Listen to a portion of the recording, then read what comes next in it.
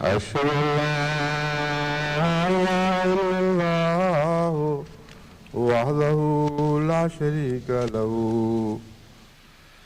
وأشهد أن محمدا عبده ورسوله أما بعد فأعوذ بالله من الشيطان الرجيم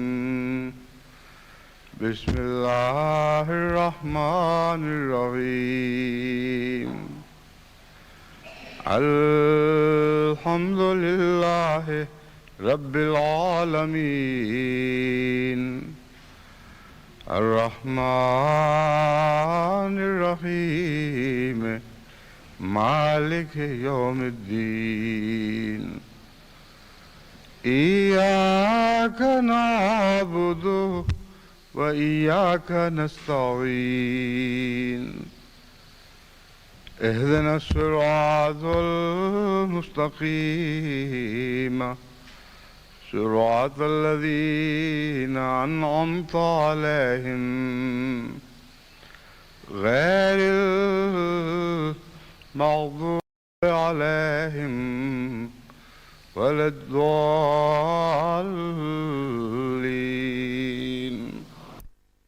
لقد كان لكم في رسول الله أسوة حسنة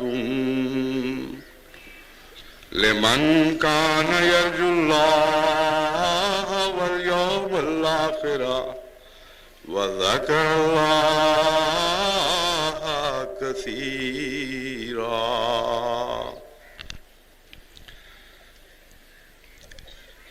تمام دنیا سے جو مختلف رپورٹیں موصول ہوتی رہتی ہیں، انفرادی خطوں کی صورت میں بھی اور جماعت کے امراء کی رپورٹوں کی شکل میں بھی، ان سے یہ معلوم کر کے دل ہم سے بھر جاتا ہے کہ خدا تعالیٰ کے فضل سے احمدی عورت ہر جگہ بڑی تیزی کے ساتھ بیدار ہو رہی ہے، اپنی ذمہ داریوں کو سمجھ رہی ہے اور پہلے سے بہت بڑھ کر ان ذمہ داریوں کو ادا کرنے کی طرف متوجہ ہے۔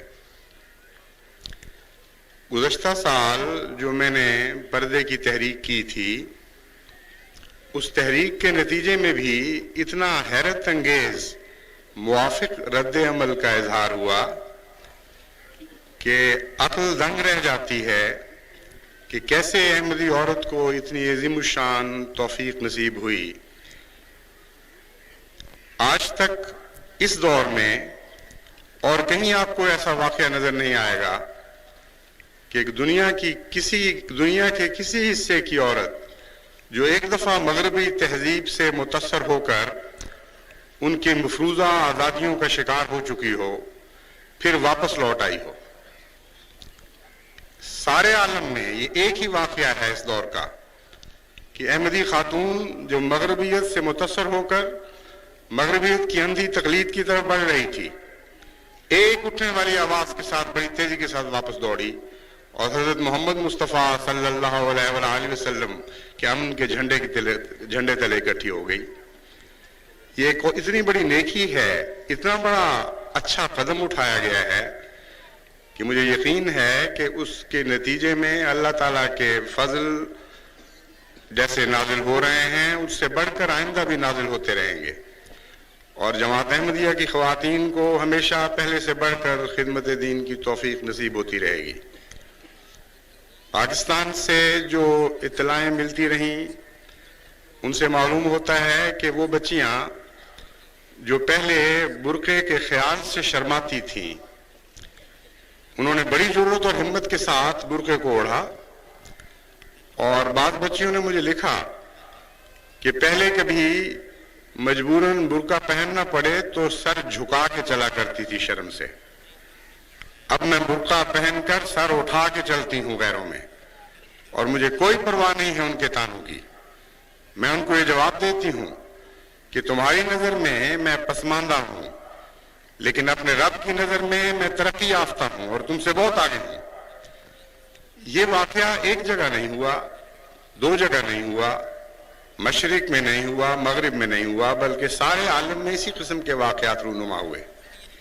یہاں تک کہ امریکہ کا وہ شہر جو دنیا کو ننگ سکھانے میں سب سے آگے ہے، یعنی لاس اینجلیس، جو تمام بے حیائیوں کی آماج گاہ ہے، وہاں سے پھوٹتی ہیں بے حیائیاں اور ساری دنیا ان کے پیچھے چلتی ہے.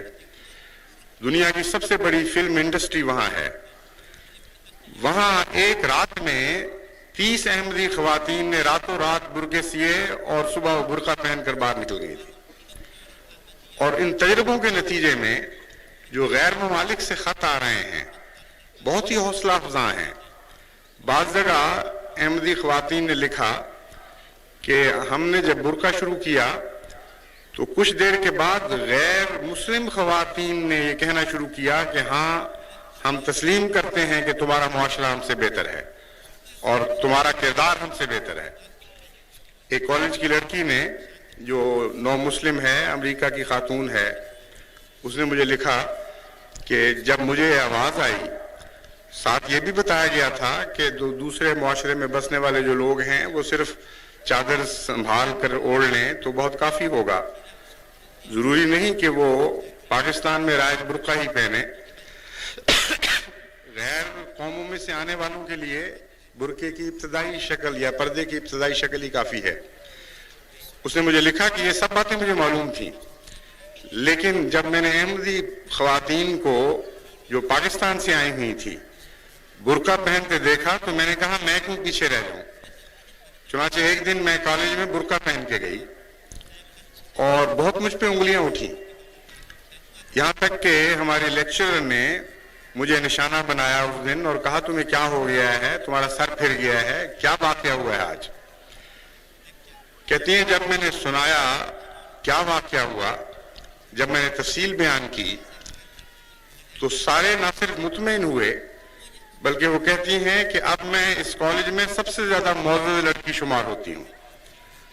اور وہی پروفیسر جس نے پہلے اعتراض کیے تھے اس نے بارہا تعریف کی اس کردار کی اور کہا کہ یہ زندہ رہنے والا کردار ہے جو یہ نمونہ دکھا رہے ہیں. ان باتوں پر نظر کر کے جہاں دل ہم سے بھرتا ہے، اللہ تعالیٰ کے احسانات کے آگے روح سجدے کرتی ہے، وہاں یہ احساس بھی بڑی شدت کے ساتھ پیدا ہوتا ہے کہ عورت پر ذمہ داریاں ہی نہیں، عورت کے کچھ حقوق بھی ہیں. اگر عورت کو ذمہ داریاں یاد کرائی جائیں تو اس کے حقوق بھی تو ہمیں یاد رکھنے پڑیں گے. مردوں کو یہ بھی تو سمجھانا ہوگا کہ تم پر عورت کی کیا ذمہ داریاں ہیں.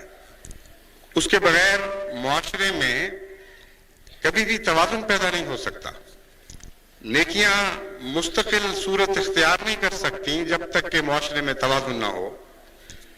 اس لیے میں نے آج کے موضوع کے لیے حضرت صلی اللہ علیہ وآلہ وسلم کا عائلی زندگی میں اسوہ حسنہ اختیار کیا ہے.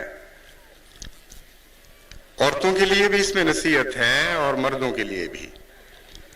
سب سے حسین معاشرے کی جنت جو نازل ہوئی وہ حضرت اقدس محمد مصطفیٰ صلی اللہ علیہ وآلہ وسلم کے زمانے میں نازل ہوئی. آپ نے بہترین اسوہ ہر آنے والی نسل کے لیے پیچھے چھوڑا. خواتین مبارکہ سے آپ کا کیا سلوک تھا، آپ کیسے گھر میں رہتے تھے، کس طرح ان کے حقوق کا خیال رکھتے تھے، کس طرح حقوق سے بڑھ کر ان پر التفات فرمایا کرتے تھے. یہ وہ زندہ رہنے والے نمونے ہیں جو دنیا کی نظر سے اوجھل ہو چکے ہیں. اور یہ دیکھ کر دکھ ہوتا ہے کہ بہت سے احمدی گھروں کی نظر سے بھی اوجھل ہو چکے ہیں. اس لیے جہاں عورت کو ہم اس کی ذمہ داریاں یاد کرواتے ہیں وہاں ضروری ہے کہ اس کے حقوق کو ادا کرنا بھی سیکھیں، کیونکہ جب تک عورت کے حقوق ادا نہیں کیے جائیں گے مسلمان عورت مسلمان سوسائٹی میں فعال اور اہم کردار ادا نہیں کر سکے گی. حضرت صلی اللہ علیہ وآلہ وسلم کی عائلی زندگی سے متعلق پہلے تو میں عمومی کچھ باتیں آپ کے سامنے رکھتا ہوں. حضور کا روز مرہ کا دستور کیا تھا؟ آپ ایک ایسے خاوند نہیں تھے جو گھر میں محض حکم ہی چلائیں اور یہ سمجھیں کہ بیویاں صرف خدمت کے لیے پیدا کی گئی ہیں، باوجود اس کے کہ آپ عورتوں کو مردوں کے حقوق ادا کرنے کی تلقین فرماتے تھے، لیکن اپنا سلوک ازواج مطہرات سے ایسا تھا کہ اس کو دیکھ کر روح وجد میں آ جاتی ہے۔ اس قدر بے تکلفی، اس قدر انکساری کے ساتھ آپ گھر کے کاموں میں حصہ لیتے تھے کہ آج کی ایڈوانس سوسائٹیز میں جہاں مرد کچھ نہ کچھ ہاتھ بٹانے لگے ہیں عورت کا، آج کل کے زمانے میں بھی ایسی مثالیں نظر نہیں آ سکتی۔ حضرت عروہ کی اپنے والد سے یہ روایت ہے، وہ کہتے ہیں کہ میں نے عائشہ رضی اللہ تعالیٰ عنہا سے دریافت کیا کہ حضور گھر پر کیا کرتے رہتے ہیں؟ آپ نے جواب میں فرمایا، اپنے کپڑے بھی سی لیتے ہیں، جوتا بھی مرمت کر لیتے ہیں، ہر وہ کام کرتے ہیں جو لوگ گھر پر کیا کرتے ہیں۔ اور ایک روایت میں یہ بھی ہے کہ کنویں کے ڈول تک بھی آپ خود مرمت کرتے اور سیتے ہیں۔ پھر حضرت عائشہ نے بیان کیا کہ آپ دوسرے آدمیوں کی طرح ایک بشر تھے، اپنے کپڑے خود سی لیتے تھے، بکری کا دودھ دوہتے تھے اور اپنے سارے کام خود کیا کرتے تھے۔ پھر حضرت عائشہ فرماتی ہیں کہ رسول کریم صلی اللہ علیہ وآلہ وسلم سے کوئی بھی زیادہ خوش خلق نہیں تھا، گھر کے کام کاج میں ہاتھ بٹاتے تھے اور باہر سے جب کسی بلانے والے کی آواز آتی تھی تو آپ لبیک کہہ کر دروازے کی طرف جایا کرتے تھے۔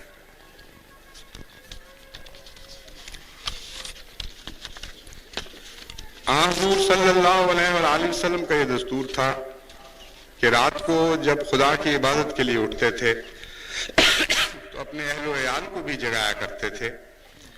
خصوصاً رمضان شریف میں حضرت عائشہ بیان کرتی ہیں کہ کمر ہمت کس لیتے تھے اور رات کا بیشتر حصہ حضور صلی اللہ علیہ وآلہ وسلم عبادت میں صرف فرماتے اور اپنی بیویوں اور بچوں اور عزیزوں کو بھی بار بار جگاتے اور تاکید فرماتے اور بڑے صبر کے ساتھ اس نصیحت پر قائم رہتے۔ حضرت عائشہ بیان کرتی ہیں کہ ایک دفعہ کا واقعہ ہے،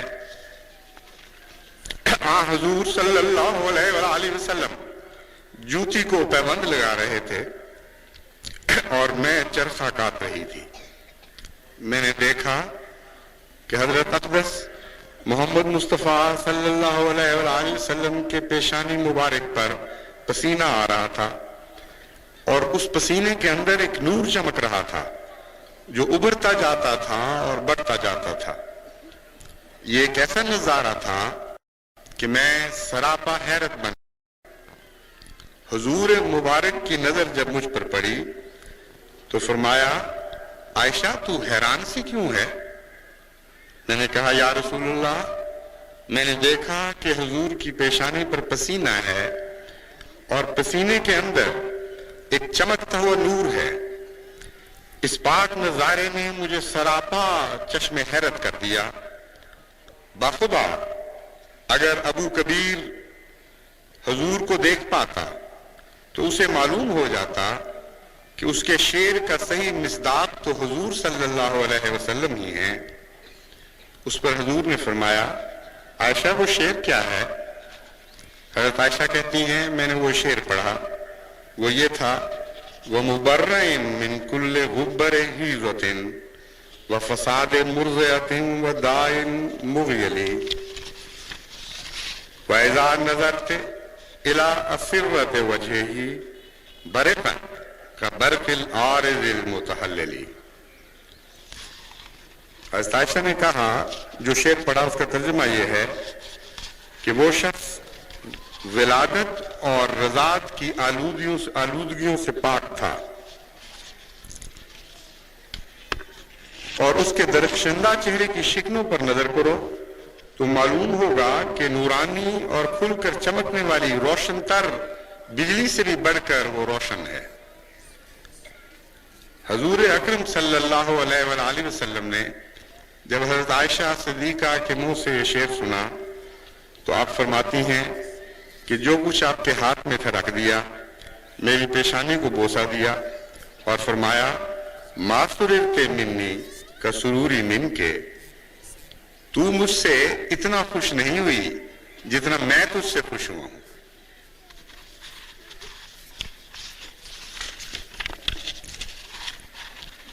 حضور صلی اللہ علیہ وآلہ وسلم کی زندگی میں مختلف ادوار آئے۔ ایسے وقت بھی تھے کہ مہینہ مہینہ گھر میں چولہے میں آگ نہیں جلتی تھی، جو صحابہ پر گزرتی تھی وہی آپ کے گھر پہ بھی گزرتی تھی۔ اگر باہر فاقے پڑ رہے ہوتے تھے تو آپ کے گھر میں بھی فاقے پڑ رہے ہوتے تھے۔ جب باہر سہولت ہو جاتی تھی تو حضور اکرم صلی اللہ علیہ وآلہ وسلم اسی نسبت سے گھر میں بھی سہولت دے دیا کرتے تھے۔ اور ایک روایت کے مطابق جب خدا تعالیٰ نے توفیق عطا فرمائی تو آپ کا دستور یہ تھا کہ تقریباً 375 من کھجور اور 75 من جو یہ سالانہ وظیفہ اپنے ہر گھر میں دیا کرتے تھے۔ اس زمانے میں چونکہ یہ جو اور کھجور وغیرہ بدلا کر باقی چیزیں بھی لی جاتی تھیں، اس لیے ایک گھر کے کھانے سے تو بہت زیادہ ہے یہ، مگر چونکہ اس سے زندگی کی ساری ضرورتیں پوری کرنی ہوتی تھی اس لیے ایک درمیانہ سا گزارا ہے۔ لیکن اس شفقت اور اس گزارے کے باوجود ایک وقت ایسا آیا کہ بعض خواتین نے حضرت صلی اللہ علیہ وآلہ وسلم سے مطالبے شروع کیے۔ انہوں نے کہا کہ ہماری ضرورت پوری نہیں ہو رہی، ہمیں کچھ زیادہ دیجیے۔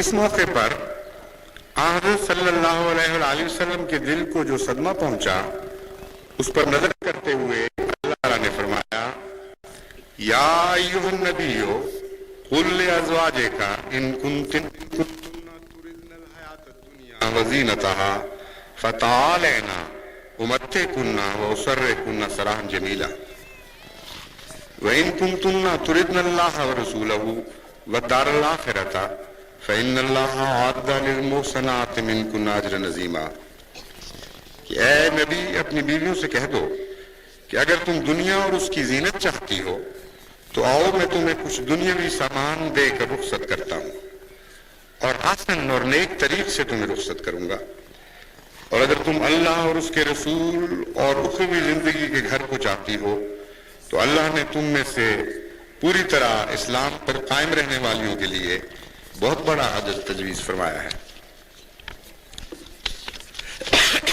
ابن عباس بیان کرتے ہیں کہ ایک دن صبح حضرت صلی اللہ علیہ وآلہ وسلم کی تمام ازواج مطہرات رو رہی تھیں اور ہر بیوی کے پاس اس کے گھر والے اکٹھے ہو گئے تھے۔ عجیب دردناک منظر تھا۔ میں مسجد گیا تو وہ لوگوں سے بھری ہوئی تھی۔ حضرت عمر آئے، وہ حضرت صلی اللہ علیہ وآلہ وسلم کی خدمت میں حاضر ہوئے۔ حضور چوبارے پر تھے۔ حضرت عمر کو کسی نے جواب نہ دیا، پھر انہوں نے سلام کیا، پھر جواب نہ دیا، پھر تیسری دفعہ سلام کیا تو اجازت ملی۔ حضور حضرت عمر اندر چلے گئے اور پوچھا کیا آپ نے اپنی سب بیویوں کو طلاق دے دی ہے؟ آپ نے فرمایا نہیں، بلکہ میں نے اعلان کیا ہے اس آیت کریمہ کے نزول کے بعد میں 1 ماہ تک اپنی بیویوں سے علیحدہ رہوں گا اور ان کو یہ موقع دوں گا کہ وہ خوب غور کر لیں کہ ان دونوں چیزوں میں سے انہوں نے کیا اختیار کرنی ہے۔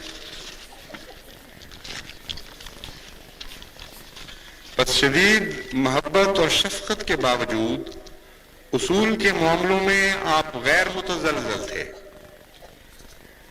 جذبات نے کبھی بھی آپ کی عقل پہ حکومت نہیں کی، آپ کے کردار پر حکومت نہیں کی، بلکہ ہمیشہ آپ کی عقل اور آپ کا کردار جذبات کے حاکم رہے۔ چنانچہ جب یہ اختیار دیا گیا تو سب سے پہلے حضرت عائشہ رضی اللہ تعالی عنہا سے آپ نے بات کی۔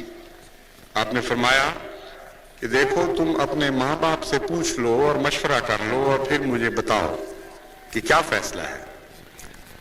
حضرت عائشہ کہتی ہیں کہ جواب میں کہتی ہیں کہ مجھے ماں باپ سے پوچھنے کی کیا ضرورت ہے، میرا دل کا فیصلہ تو ہو چکا ہے، وہ یہی فیصلہ ہے کہ میں اللہ اور اس کے رسول کو اختیار کروں گی۔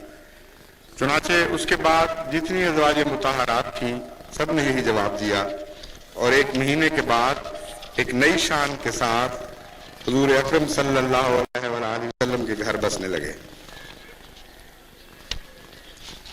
حضرت صلی اللہ علیہ وآلہ وسلم عورت کے ساتھ نہایت شفقت اور محبت کا سلوک فرماتے تھے، اس کے باریک جذبات کا خیال رکھتے تھے اور اس کی جسمانی کمزوری اور نزاکت کا بھی احساس رکھتے تھے۔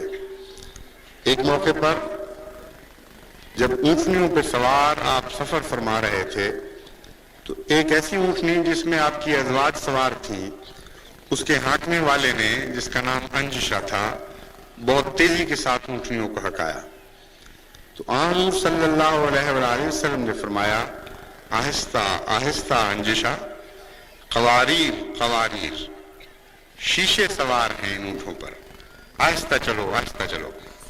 تو یہ جو محاورہ ہے کہ گلاس وتھ کیئر آج کل کے زمانے کا، کہ شیشہ ہے احتیاط سے چلنا، یہ سب سے پہلے 1400 سال قبل حضرت محمد مصطفیٰ صلی اللہ علیہ وآلہ وسلم کی زبان مبارک سے نکلا۔ آپ کی ازواج میں سب سے پہلی زوجہ محترمہ حضرت اقدس خدیجہ رضی اللہ تعالی عنہا تھی۔ آپ کو ایک ایسا خاص مقام حاصل تھا جس میں کبھی کوئی دوسری بیوی شریک نہ ہو سکی۔ آپ سب سے پہلی تھیں تصدیق کرنے والی، آپ وہ تھیں جن کے گھر میں حضور صلی اللہ علیہ وآلہ وسلم نے پہلی وحی کے بعد جب بے قراری کا اظہار فرمایا تو آپ نے ان کو تسلی دی۔ آپ نے یہ حکمت کی بات کہی کہ آپ کو کیا خوف ہے اپنے متعلق، آپ تو وہ ہیں جو صلہ رحمی کرتے ہیں، آپ تو وہ ہیں جو کھوئے ہوئے اخلاق کو دوبارہ زندہ کر رہے ہیں، آپ تو وہ ہیں جو غریبوں اور مصیبت زدگان کے بوجھ اٹھانے والے ہیں۔ کیا ایسے شخص کو بھی خدا ضائع کر دے گا؟ اس لیے آپ کے بارے میں کوئی خوف کا سوال پیدا نہیں ہوتا۔ پھر یہ حضرت خدیجہ ہی تھی جو شروع میں حضرت صلی اللہ علیہ وآلہ وسلم کی نماز کی ساتھی تھیں اور چھپ چھپ کر حضور اکرم صلی اللہ علیہ وآلہ وسلم اور حضرت خدیجہ اکٹھے نماز ادا کیا کرتے تھے۔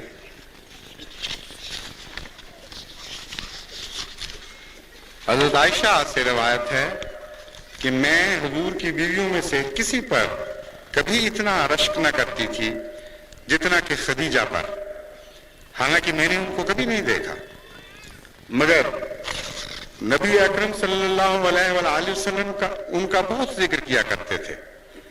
کبھی بکری ذبح کرتے تو اچھے ٹکڑے الگ کرتے اور ڈھونڈ ڈھونڈ کر خدیجہ کی سہیلیوں کو بھجوایا کرتے۔ وہ کہتی ہیں کہ جیسے دنیا میں خدیجہ کے سوا کوئی عورت ہی نہ ہوئی ہو۔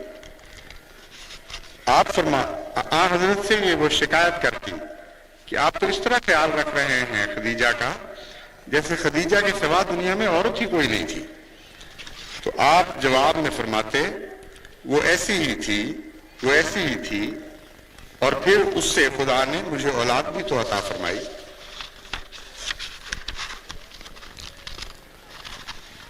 ایک روایت میں ہے کہ حضرت عائشہ نے کہا کہ حضور کیوں خدیجہ کا بار بار ذکر کرتے ہیں؟ تو حضور صلی اللہ علیہ وآلہ وسلم نے جواب دیا اور ساتھ یہ بھی کہا کہ اس سے بہتر بیویاں آپ کو مل گئی ہیں، اب کیوں ذکر کرتے ہیں؟ تو اس پر حضور نے جواب دیا ہرگز نہیں۔ اس سے بہتر کیسے ممکن ہے؟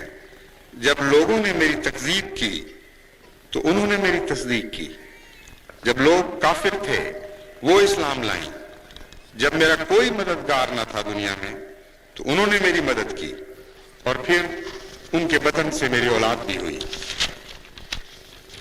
حضرت صلی اللہ علیہ وآلہ وسلم کو حضرت خدیجہ سے جو تعلق تھا اس کی تفصیل تو احادیث میں موجود نہیں ہے، گھر میں کس طرح رہتے تھے اور کیسے حسن سلوک فرمایا کرتے تھے، کیونکہ اس زمانے کا کوئی راوی ہی ایسا نہیں جو اس وقت مسلمان ہو چکا ہو اور قریب سے اس نے گھریلو زندگی پر نظر ڈالی ہو۔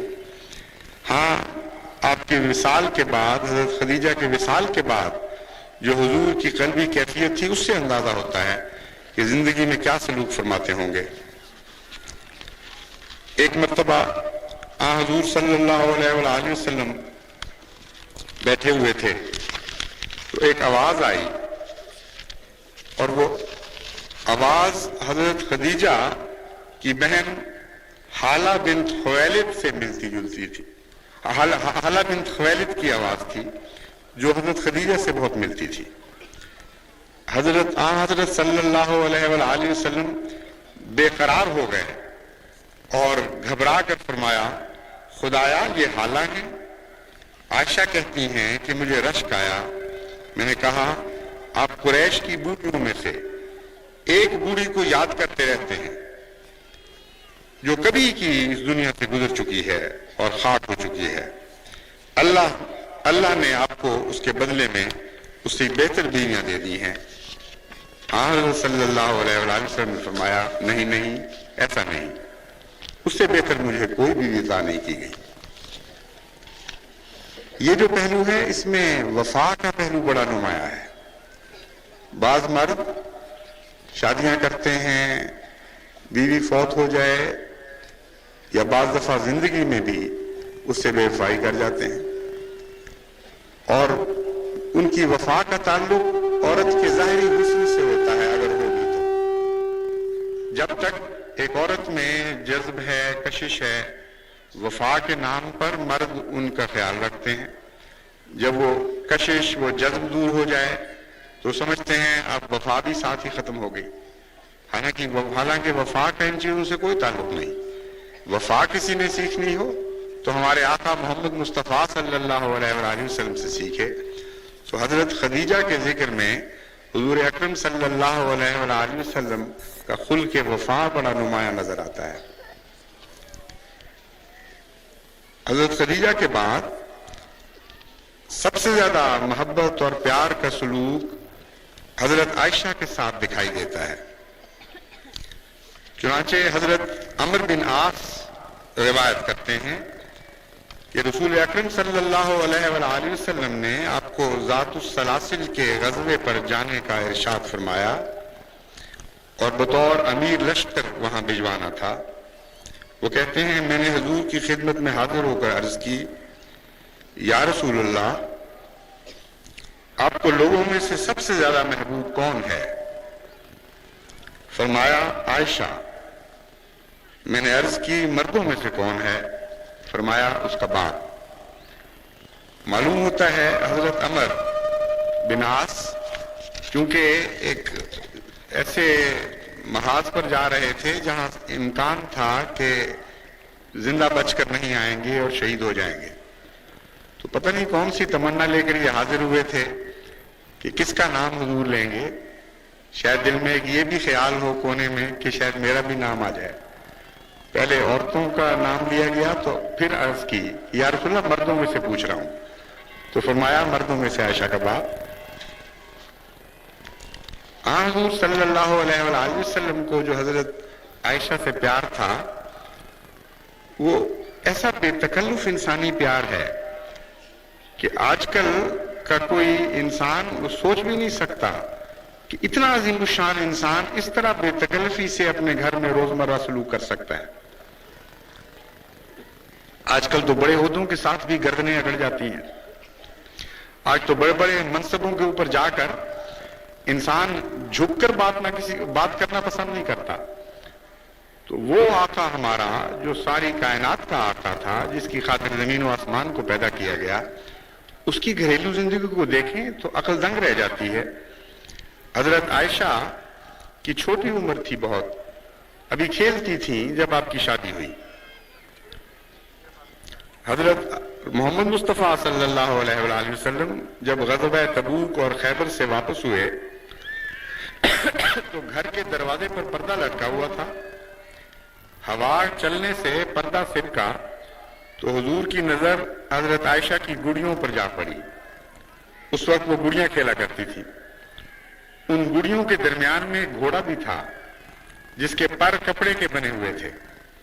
حضور نے دیکھا تو بڑی شفقت سے فرمایا کہ گڑیوں کے درمیان تم نے کیا رکھا ہوا ہے؟ حضرت عائشہ نے عرض کی کہ گھوڑا ہے. فرمایا اس کے اوپر کیا لگا ہوا ہے؟ کہنے لگی 2 پر ہیں. حضور نے پوچھا کیا کبھی گھوڑوں کے بھی پر ہوتے ہیں؟ کہنے لگی کیا آپ نے سلیمان کے پردار گھوڑوں کے بارے میں کچھ نہیں سن رکھا؟ تو کس طرح بے تکلفی سے پیار اور محبت کی باتیں گھروں میں ہوا کرتی تھیں.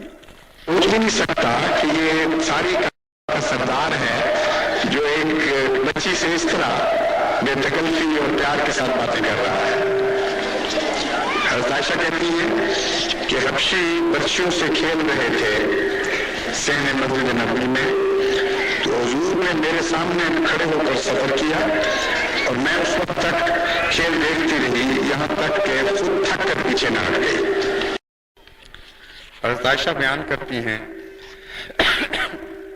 کہ ایک دفعہ وہ اپنی سہیلیوں کے ساتھ گڑیاں کھیل رہی تھی.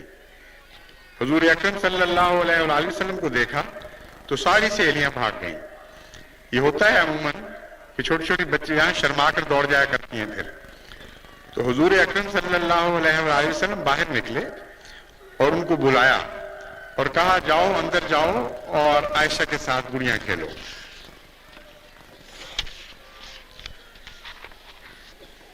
حضرت عائشہ کے ساتھ حضرت صلی اللہ علیہ وآلہ وسلم نے ایک دفعہ دوڑ کا بھی مقابلہ کیا.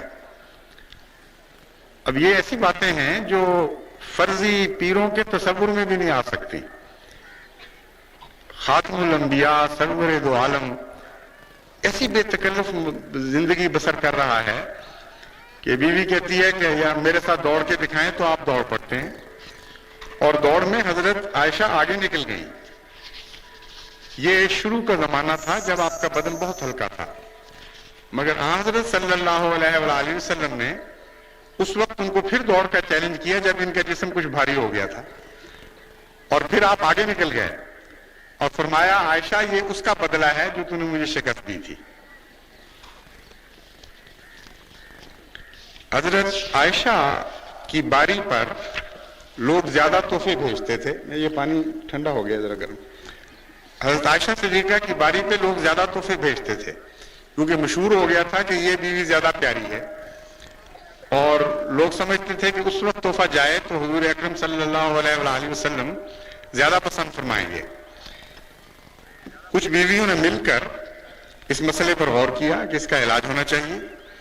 چنانچہ ام سلمہ کو اس بات پر آمادہ کر لیا کہ وہ رسول اکرم صلی اللہ علیہ وآلہ وسلم سے اس بات کی شکایت کریں اور حضور سے عرض کریں کہ وہ اعلان کر دیں کہ آئندہ سے سب باریوں میں برابر چیز بھیجا کرو.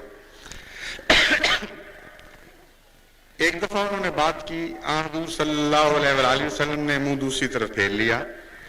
پھر بات کی، پھر حضور صلی اللہ علیہ وآلہ وسلم متوجہ نہ ہوئے.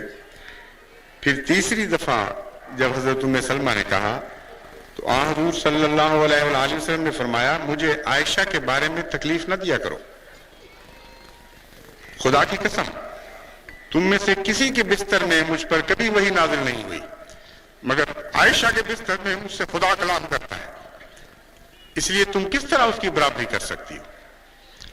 یعنی آپ کی ترجیحات بھی اپنی اللہ کی محبت کے نتیجے میں تھی، اور اللہ بھی آپ سے آپ کے پیار کو پر نظر رکھتا تھا اور اس بستر کو وحی کا مورد بنا دیا جو حضرت صلی اللہ علیہ وآلہ وسلم کی پسند کا بستر تھا.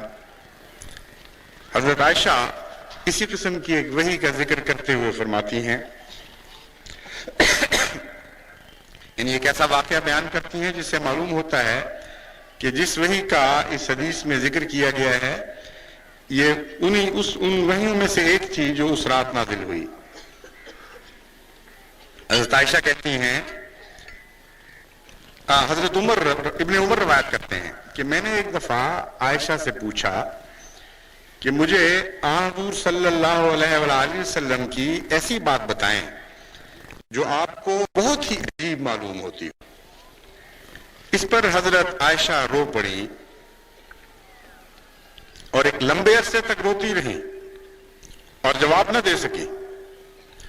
پھر یہ فرمایا کہ آپ کی تو ہر بات عجیب تھی، میں کس بات کا ذکر کروں؟ پھر عرض کیا ایک رات میری باری تھی، حضور اکرم صلی اللہ علیہ وآلہ وسلم بستر میں داخل ہوئے، یہاں تک کہ آپ کی جلد میری جلد کو چھونے لگی۔ پھر فرمایا اے عائشہ، کیا آپ مجھے اس بات کی اجازت دیں گی کہ میں اپنے رب کی عبادت میں یہ رات گزار دوں؟ کتنا حیرت انگیز وجود ہے، کیسا حیرت انگیز کلام ہے۔ رات کو داخل ہوتے ہیں اپنی بیوی کے بستر میں اور اجازت مانگتے ہیں اس سے کہ تمہارا حق ہے، یہ باری تمہاری ہے، لیکن میرا دل چاہتا ہے کہ آج ساری رات اپنے رب کی عبادت کروں، تو کیا تم مجھے اس کی اجازت دو گی؟ اس پر حضرت عائشہ کہتی ہیں میں نے عرض کیا کہ یا رسول اللہ، یقیناً مجھے تو آپ کا قرب پسند ہے اور مجھے آپ کی خوشنودی مقصود ہے، میں آپ کو خوشی سے اجازت دیتی ہوں۔ اس پر حضور اٹھے اور گھر میں لٹکے ہوئے ایک مشکیزے کی طرف گئے، وضو کیا اور پھر آپ نماز پڑھنے لگے اور قرآن کریم کا بعض حصہ تلاوت فرمایا اور پھر رونے لگے، یہاں تک کہ آپ کے آنسو دونوں کلوں پر بہہ آئے۔ پھر آپ بیٹھ گئے اور خدا کی حمد اور تعریف کی اور پھر رونے لگے۔ پھر آپ نے اپنے ہاتھ اٹھائے اور پھر رونے لگے، یہاں تک کہ میں نے دیکھا کہ آپ کے آنسوں سے زمین تر ہو گئی۔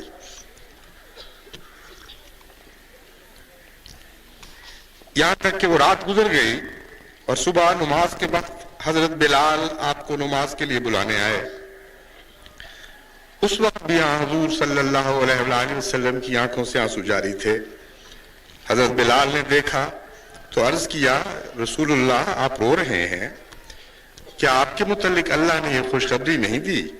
وَقَدْ غَفَرَ اللَّهُ لَكَ مَا تَقَدَّمَ مِن ذَنبِكَ وَمَا تَأَخَّرَ، یعنی یہ کہا کہ اے رسول اللہ، اللہ تو آپ کو معاف فرما چکا ہے، مَا تَقَدَّمَ مِن ذَنبِكَ وَمَا تَأَخَّرَ، آپ کی پچھلی غلطیوں کو بھی اور آئندہ آنے والی امکانی غلطیوں کو بھی خدا نے معاف فرما دیا، آپ کیوں روتے ہیں؟ اس پر آپ نے فرمایا اے بلال، کیا میں خدا تعالیٰ کا شکر گزار بندہ نہ بنوں؟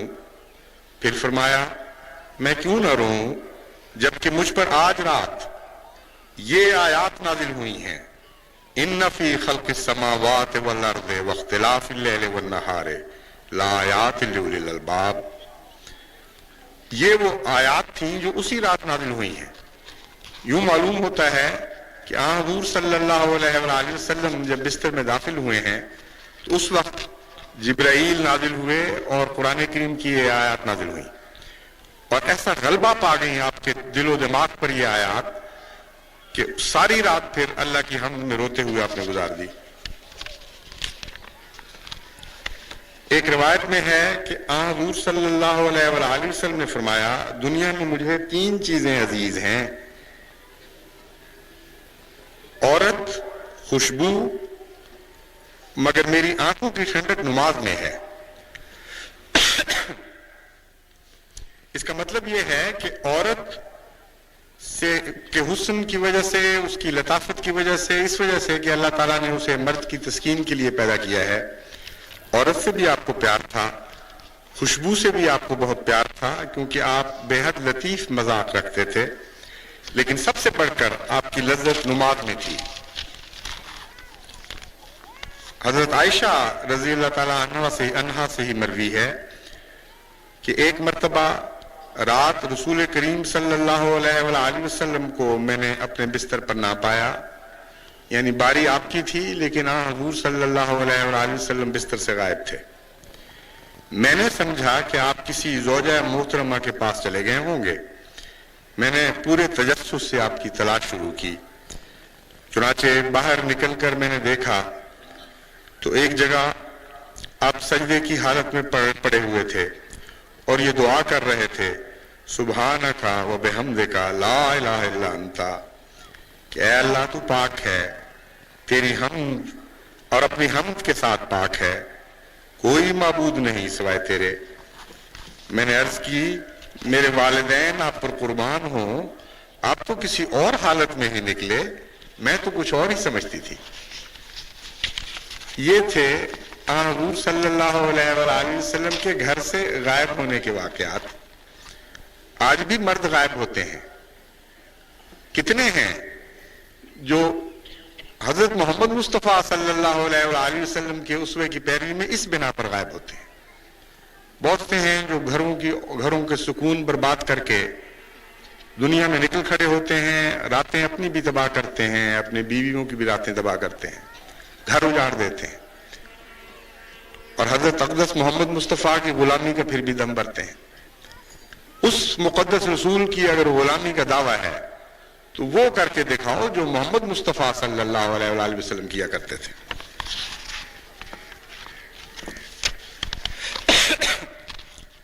हजरत हिशाम की रिवायत है अपने वालिद से कि हजरत मोहम्मद मुस्तफ़ा सल्लल्लाहु अलैहि वसल्लम जब मरज़ुल मौत से बीमार पड़े तो आप बारियां बदलते रहे और हर घर में जाकर पूछते थे कि आज किसकी बारी है। फिर जब आपको यह बताया गया कि आज आयशा की बारी है तो वहीं रुक गए, और वो आखिरी दफा थी जो आपने बारी बदली, फिर जिस बीमारी ने इजाजत न दी कि आप किसी और घर जाएं।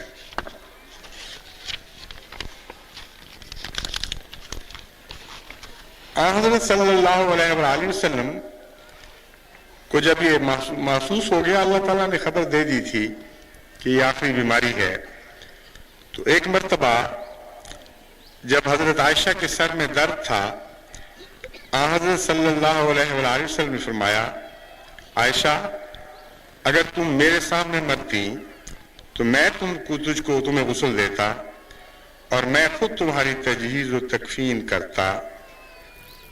आयशा ने अर्ज किया, या रसूलल्लाह, आप तो मेरी मौत की खुशी मनाते हैं कि जब मैं मर जाऊंगी तो नई बीवी ले आएंगे। उस पर हुज़ूर सल्लल्लाहु अलैहि वसल्लम नाराज नहीं हुए, बल्कि बीमारी की हालत में भी हंस पड़े। ये जो वाकया है बज़ाहिर बड़ा छोटा सा है और ताज्जुब अंगेज भी। आम मर्द अगर दिल में तमन्ना भी रखते हो कि बीवी मर जाए तो ये बात नहीं कह सकते। ये सिर्फ एक सादिक और अमीन का कौल है। आप जानते थे कि आयशा को इससे ज्यादा प्यारी और कोई चीज नहीं हो सकती कि मेरे हाथों से रुखसत हो। इस कामिल यकीन के नतीजे में यह कलाम दिल से निकला है, और आप जानते थे कि वाकई वो औरत खुश नसीब है जिसकी तजहीज़ व तकफीन करूं, जिसको मैं नहलाऊं। तो उस जमाने से रुखसत होते हुए, इस दुनिया से रुखसत होते हुए, ये एक एहसान था जो आप ना कर सकते थे उन पर। ये दुख का एहसास था जिसका इजहार आपने फरमाया।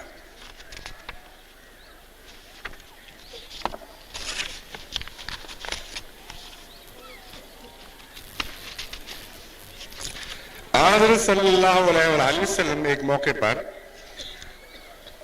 फरमाते हैं कि अगर तूने खुदा की खातिर उसकी रजा के लिए अपने नफ्स को खाना खिलाया तो वो भी इबादत है और नेकी है। तूने अगर अपने बेटे को खाना खिलाया खुदा की खातिर तो वो भी नेकी है, और अगर तूने अपनी बीवी को कुछ खिलाया, उसके मुंह में लुकमा डाला अल्लाह की रजा की खातिर, तो वो भी नेकी है। हज़रत सल्लल्लाहु अलैहि वसल्लम का अपना दस्तूर भी यही था कि घर में अपनी बीवियों के नाजुक जज्बात और एहसासात का ख्याल रखते और नहायत लतीफ रंग में उनकी दिलजोई फरमाते, उन पर शफकत का इजहार फरमाया करते। हज़रत आयशा फरमाती हैं कि हुज़ूर अकरम सल्लल्लाहु अलैहि वसल्लम बाज़ दफ़ा मुझे चूसने वाली हड्डी देते और मैं उसको चूसती तो फिर मुझसे लेकर उसी जगह से चूसते जहां मेरा मुंह लगा होता। आप मुझे बर्तन देते तो मैं उससे पीती, फिर हुजूर उसी जगह से बर्तन को मुंह लगाकर पीते जहां मेरा मुंह लगा हुआ होता था। حضرت صلی اللہ علیہ وآلہ وسلم کے وصال سے کچھ دیر پہلے حضرت عبد الرحمن جو حضرت ابو بکر کے بیٹے تھے آپ کی خدمت میں حاضر ہوئے.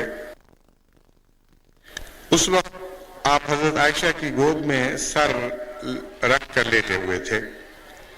عبد الرحمن کے ہاتھ میں مسواک تھی. مسواک کی طرف آپ نے نظر بھر کر دیکھا تو حضرت عائشہ سمجھ گئیں کہ آپ کی مسواک کی خواہش ہے. حضرت عبد الرحمن سے انہوں نے مسواک لی, اپنے دانتوں سے اس کو نرم کیا اور پھر حضرت صلی اللہ علیہ وآلہ وسلم نے اسے اسی طرح استعمال فرمایا. حضرت عائشہ بڑے فخر سے یہ کہا کرتی تھی کہ تمام بیویوں میں مجھ کو یہ شرف حاصل ہوا کہ آخری وقت میں یہ میرا لعاب دہن تھا جو محمد مصطفیٰ صلی اللہ علیہ وآلہ وسلم کے لعاب دہن میں مل گیا. حضرت صلی اللہ علیہ وآلہ وسلم اس گہری محبت کے باوجود حیرت انگیز طور پر بیویوں کے درمیان انصاف کرنے والے تھے, اور جہاں تک آپ کا بس تھا آپ نے کبھی بھی کسی بیوی سے فرق نہیں کیا. کسی بیوی کو کسی دوسری بیوی کی حق تلفی کی بھی اجازت نہیں دی. آپ ایک روایت کے مطابق یہ دعا کیا کرتے تھے کہ اے اللہ یہ میری تقسیم اس دائرے میں ہے جس میں مجھے اختیار ہے, یعنی جہاں تک میرا بس چلتا ہے میں اپنی تمام ازواج میں انصاف کا سلوک کرتا ہوں. جو کچھ میری طاقت میں ہے وہ میں سب کے لیے برابر کرتا ہوں. مجھے اس کے متعلق ملامت نہ کرنا جس پر میرا کوئی بس اور اختیار نہیں, یعنی دل کا معاملہ جو ہے وہ میرے قبضہ قدرت میں نہیں. اے اللہ دل کے جھکاؤ کی وجہ سے مجھے نامنصفوں میں شمار نہ فرما لینا. کتنی باریک نظر ہے اللہ کی رضا پر. وہ جو جس کی پہلی غلطیاں پہلی کوتاہیاں بھی معاف اگر کچھ تھیں, جس کی آئندہ کی کوتاہیاں بھی معاف اگر کچھ تھیں, انصاف کے متعلق اتنا باریک احساس رکھتا تھا کہ خدا کے حضور عرض کیا کرتا تھا کہ جو کچھ میرے بس میں ہے وہ تو میں کر چکا, لیکن دل کے معاملات بس کے نہیں ہیں, اس لیے اس بارے میں مجھے بے منصفوں میں نہ لکھ دینا. حضرت ام المومنین عائشہ رضی اللہ تعالیٰ عنہ کی ایک روایت ہے حضرت سودا کے متعلق.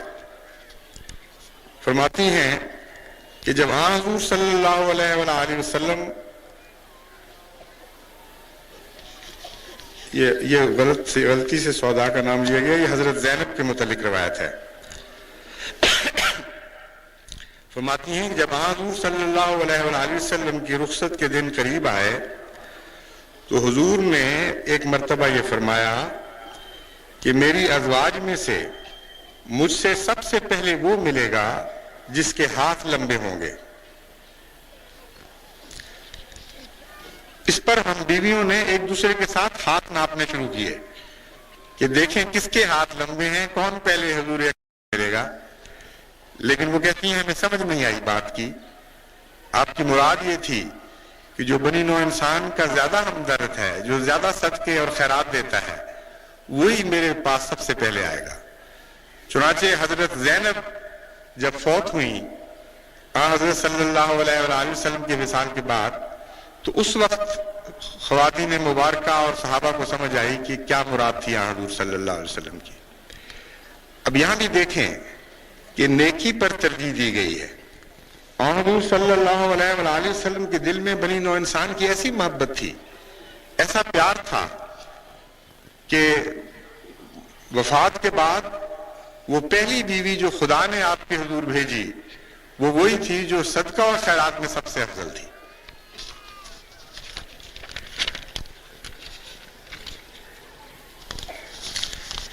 بیویاں آپس میں مذاق بھی کر لیا کرتی تھیں, اور اس مذاق کے نتیجے میں حضرت صلی اللہ علیہ وآلہ وسلم پھر وہ جس بیوی سے مذاق ہوتا تھا اس کو بچاتے بھی تھے دوسروں سے, اس کی دلداری بھی فرمایا کرتے تھے. کہتے ہیں حضرت سودا دجال سے کاغذ اٹھا لو, دجال سے بہت ڈرا کرتی تھی. اس قدر ڈرتی تھی دجال سے کہ ایک موقع پر بعض ازواج نے مذاقاً کہہ دیا کہ دجال آ رہا ہے، اور دوڑ کر ایک خیمے میں گھس گئی اور پھر وہاں سے نکلی نہیں. تو وہ ہنستی ہوئی، وہ ازواج مطہرات حضرت صلی اللہ علیہ وسلم کی خدمت میں حاضر ہوئی کہ یا رسول اللہ خوب تماشا ہوا ہے آج. وہ سودا دجال کے ڈر کے مارے فلاں خیمے میں گھس گئی ہیں.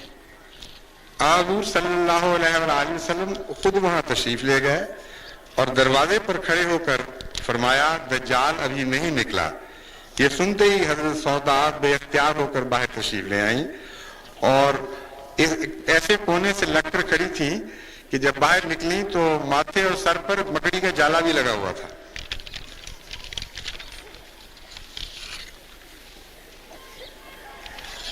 حضرت صلی اللہ علیہ وسلم جب رات کو عبادت کیا کرتے تھے تو بعض بیویاں ساتھ شامل ہو جایا کرتی تھیں.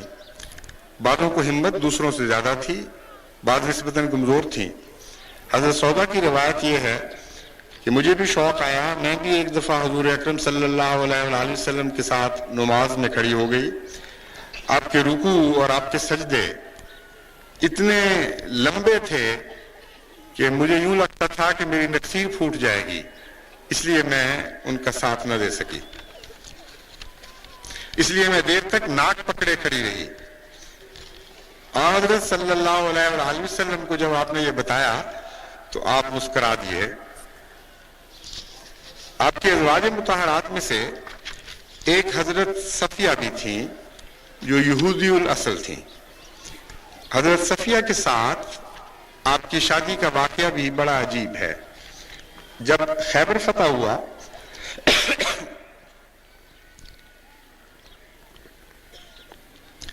تو دستور کے مطابق جب خیبر کے مرد زیر کر لیے گئے اور قتل ہوئے تو جو عورتیں ہاتھ آئیں جنگی قیدیوں کے طور پر ان کو بھی تقسیم کیا گیا اس رواج کے مطابق اور مختلف مسلمان خاندانوں کے سپرد کی گئیں. ان میں ہویئی بن اختر قبیلے کے سردار کی بیٹی صفیہ بھی تھیں جو سردار اسی دن قتل ہوا تھا. اس پر کسی نے حضور صلی اللہ علیہ وسلم سے عرض کی کہ غلطی سے صفیہ کو کسی عام آدمی کے سپرد کر دیا گیا ہے، وہ سردار کی بیٹی تھی، اس لیے سردار کے گھر ہی اس کو آنا چاہیے. حضور صلی اللہ علیہ وسلم نے اس بات کو تسلیم فرما لیا اور اسی دن حضرت صفیہ آپ کے زوجہ مطہرہ بننے کا شرف حاصل کر گئیں. اتنی خوفناک وہ لڑائی تھی اور اتنی شدید نفرتیں تھیں یہود کو مسلمانوں سے کہ اس واقعے پر بعض صحابہ بے قرار اور بے چین ہو گئے کہ صفیہ جس کا باپ آج قتل ہوا ہے حضرت صلی اللہ علیہ وسلم کے متعلق کوئی بد ارادہ نہ رکھتی ہو. چنانچہ اس رات حضرت ابو ایوب ننگی تلوار لے کر ساری رات خیمے کے باہر کھڑے رہے کہ ذرا کوئی مشتبہ آواز آئے تو میں دوڑ کر جا کر حضور صلی اللہ علیہ وسلم کی حفاظت کروں. صبح حضور صلی اللہ علیہ وسلم نے پوچھا کہ یہ تم کیوں کھڑے تھے رات بھر میرے دروازے پر؟ تو اس وقت انہوں نے بتایا. لیکن حضرت محمد مصطفیٰ صلی اللہ علیہ وسلم کا جو سلوک تھا اور آپ کے اندر جو بے پناہ قوت جاذبہ پائی جاتی تھی، اس کے نتیجے میں ایک ہی رات میں صفیہ کی کایا پلٹ گئی اور اتنا گہرا عشق حضرت محمد مصطفیٰ صلی اللہ علیہ وسلم کی ذات سے ہو گیا کہ پھر کبھی کسی پرانے کا خیال آپ کے دل میں نہیں آیا. اسی سفر میں جب ایک صحابی روایت بیان کرتے ہیں کہ حضرت صلی اللہ علیہ وسلم اپنے اونٹ کے پیچھے اپنی عبا کو پھیلا دیتے تھے، اس پر حضرت صفیہ کو بٹھاتے تھے اور جب چڑھانا ہوتا تھا سواری پر تو اپنا گھٹنا قدم رکھنے کے لیے پیش کیا کرتے تھے اور حضرت صفیہ اس گھٹنے پر پاؤں رکھ کر پھر اوپر بیٹھتی تھی. حضرت حضرت صفیہ کے متعلق حضرت عائشہ کی روایت یہ ہے کہ کھانا اتنا اچھا پکاتی تھیں کہ میں نے کبھی ایسا اچھا کھانا پکانے والی نہیں دیکھی. ایک مرتبہ حضرت صفیہ کی طرف سے حضرت عائشہ صدیقہ کی باری کے دوران کھانا تحفتاً بھجوایا گیا. حضرت عائشہ کو غیرت آئی اور جو لونڈی یا غلام کھانا لے کر آئے تھے ہاتھ مار کر برتن کو گرا دیا اور وہ برتن ٹوٹ گیا. حضرت صلی اللہ علیہ وآلہ وسلم کو اس واقعہ کا بہت دکھ پہنچا. آپ نے خود اپنے ہاتھوں سے اس ٹوٹے ہوئے برتن کو اکٹھا کر کے جوڑا اور پھر عائشہ سے فرمایا کہ اس کے ساتھ کا برتن تمہارے گھر ہے تو لاؤ. چنانچہ وہ برتن لایا گیا اور ٹوٹا ہوا برتن حضرت عائشہ کے سپرد کر دیا اور جو صحیح سالم برتن تھا یہ حضرت صفیہ کو واپس کیا گیا.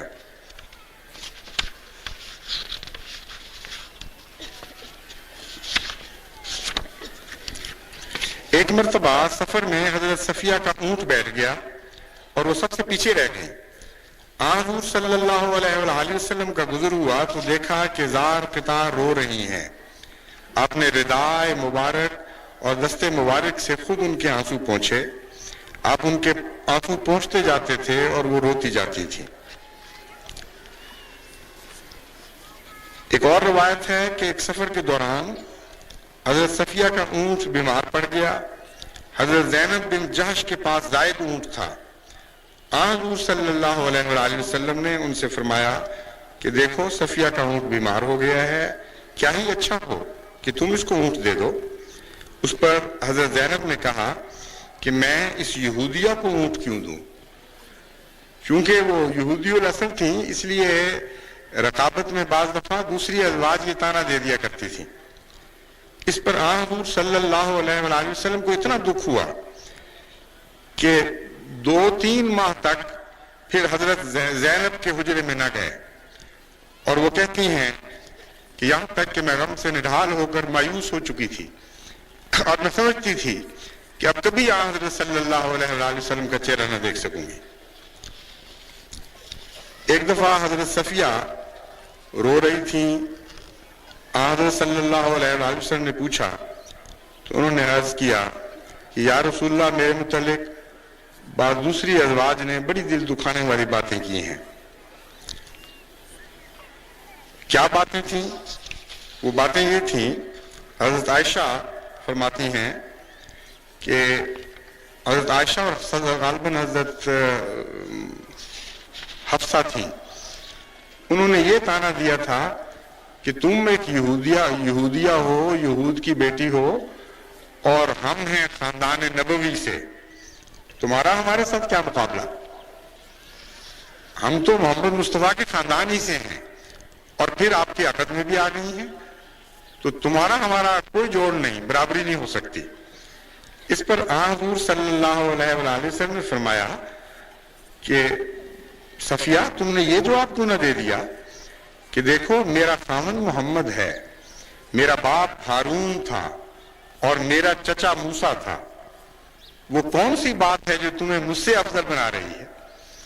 کیونکہ حضرت موسیٰ اور حضرت ہارون کی نسل سے تھیں اس لیے حضرت صلی اللہ علیہ وآلہ وسلم نے ان کی دلداری بھی فرما دی اور یہ جواب سکھایا. ایک مرتبہ حضرت صفیہ کے اوپر حضرت عائشہ صدیقہ رضی اللہ تعالی عنہ نے ایک طنز کیا.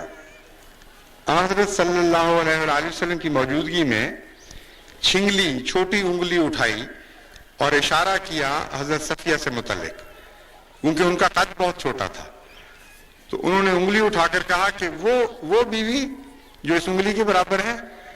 اس پر حضرت صلی اللہ علیہ وآلہ وسلم کو بے حد تکلیف پہنچی اور آپ نے جواب میں یہ فکرہ فرمایا کہ اے عائشہ تو نے ایک بہت چھوٹی سی بات کی ہے لیکن اس میں طاقت اتنی ہے اس بات میں کہ اگر وہ سمندر میں گھول دی جائے تو سارے سمندر کو کڑوا کر سکتی ہے. کتنا حیرت انگیز, کتنا فصیح و بلیغ جواب ہے.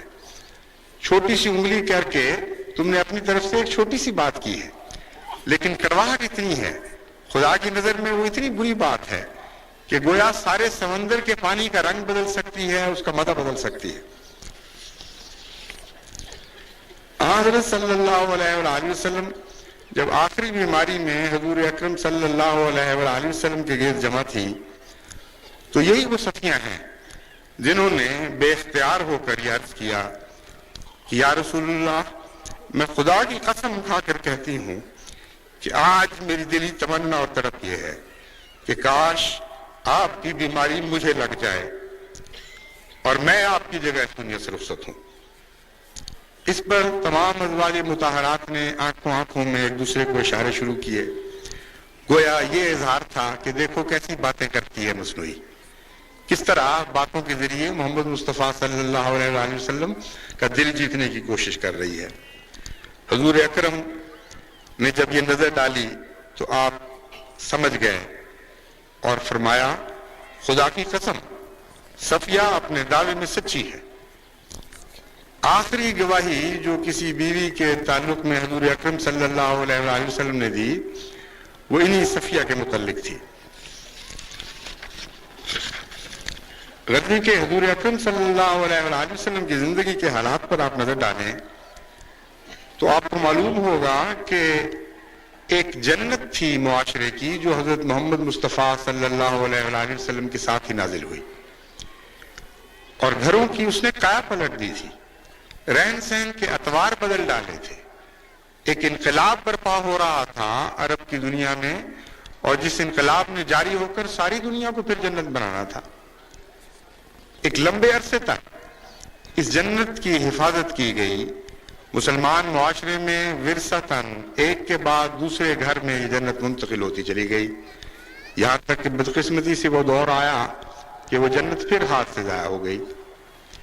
آج کی دنیا میں وہ تمام اسلام کے دشمن جو طرح طرح کے الزامات کا نشانہ بناتے ہیں اسلام کی تعلیم کو بھی اور محمد مصطفیٰ صلی اللہ علیہ وآلہ وسلم کے اسوے کو بھی،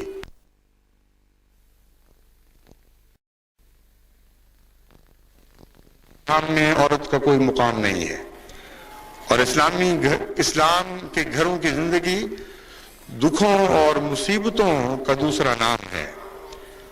عورت غلام بنائی جاتی ہے، ہر قسم کی تکلیفوں میں مبتلا کی جاتی ہے، اس کے کوئی حقوق نہیں ہے، وہ صرف ایک قیدن ہے جس نے گھر میں بچے پالنے ہیں اور ساری مشقت اور محنت کے کام کرنے ہیں، نہ اس کے جذبات ہیں، نہ اس کے احساسات ہیں، نہ وہ قدر کے لائق کوئی چیز شمار ہوتی ہے۔ ہم تمام دنیا کو نظریاتی لحاظ سے ان باتوں کا جواب دیتے ہیں، ہم قرآن اور سنت سے نکال کر ان کو دکھاتے ہیں کہ عورت کو کبھی وہ شرف انسانی نصیب نہیں ہوا جو حضرت محمد مصطفیٰ صلی اللہ علیہ وآلہ وسلم نے عطا کیا۔ کس حال کو پہنچی ہوئی تھی عورت اس زمانے میں، سوچو اور پھر دیکھو کہ ان عورتوں سے حضرت محمد مصطفیٰ صلی اللہ علیہ وآلہ وسلم نے کیا سلوک فرمایا۔ لیکن یہ ساری باتیں ہیں جب وہ سنتے ہیں، اگر ان کے دل بظاہر قائل بھی ہو جائیں تو پھر بھی وہ یہ سوال اٹھاتے ہیں، اور جائز طور پر یہ سوال اٹھاتے ہیں، ٹھنڈا ہو گیا یہ، کہ ٹھیک ہے یہ باتیں ہوں گی لیکن یہ تو ویسی ہی باتیں ہیں جیسے کہا کرتے ہیں لوگ کہ پدرم سلطان بود۔ جب فخر کی باتیں ہوں تو وہ لوگ جن کے ہاتھ پلے کچھ نہ ہو وہ بعض دفعہ یہ کہا کرتے ہیں کہ ہاں تم بھی بڑے ہوگے لیکن ہمارے باپ دادا بھی بہت بڑے تھے۔ تو کہتے ہیں آج کی دنیا کو تاریخ کیا سکھائے گی، آج کی دنیا کو عصر حاضر کا انسان کچھ سکھائے تو سکھائے۔